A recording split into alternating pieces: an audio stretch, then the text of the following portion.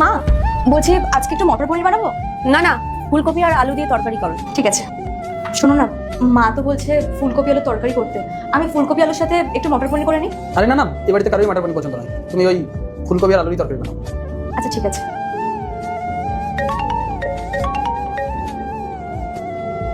হ্যাঁ মা বলো। হ্যাঁ, কি করছিস? এই তো বাসন ধুচ্ছিলাম। রান্না করেছিস? এই তো আজকে ফুলকপি আর আলু তরকারি হয়েছে। প্রতিদিন ফুলকপি আলু রান্না করিস? একটু তো মটর পনির রান্না করতে পারিস, ওটা তো তোর ফেভারিট। হ্যাঁ মা, সপ্তাহে 3 দিন তো হয়েই যায়। তুমি ভাবলে কি করে যেখানে রান্না হবে না? আমার ফেভারিট ডিশ বলে কথা, অবশ্যই হয়। ঠিক আছে মা, বাসনটা মেজে নিই, আমি পরে কথা বলছি, রাখছি এখন।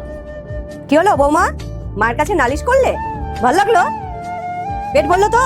মা আপনি এটা কি বলছেন? আমি তো নর্মালি কথা বললাম।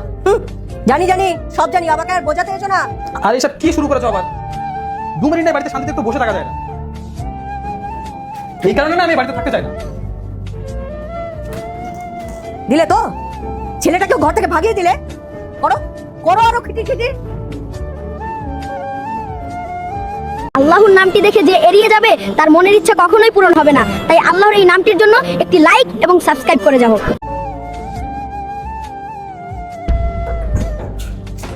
শ্রুতি, এদিকে এসো, একটু কথা আছে। সরি, আমি নেক্সট টাইম থেকে চুপই থাকবো, মা যাই বলুক না কেন। না না, তুমি জবাব দিয়ে একেবারে ঠিক করেছো, কিন্তু তুমি একটা ভুল করে ফেলেছো জানো? কি? তুমি আজ পর্যন্ত আমাকে বললে না যে তোমার মটর পনির পছন্দ। দেখো, বলে কি করতাম, কারণ এই পরিবারে তোমরা কেউই মটর পনির খেতে পছন্দ করো না, তো তাই বলিনি। হ্যাঁ না, আমি তোমার জন্য মটর পনির এনেছি। সত্যি? হ্যাঁ, আর নেক্সট টাইম থেকে না আমি ইউটিউবের রেসিপি থেকে আমি নিজে তোমার জন্য বানাবো।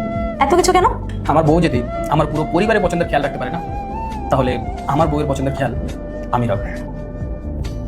নাও খাও এবার। এবার গিয়ে আমি আমার বাবাকে বলতে পারবো যে আমাকে নিয়ে তোমায় আর চিন্তা করতে হবে না, কারণ তোমার মতো খেয়াল রাখার মানুষ আমি আমার জীবনে পেয়ে গেছি।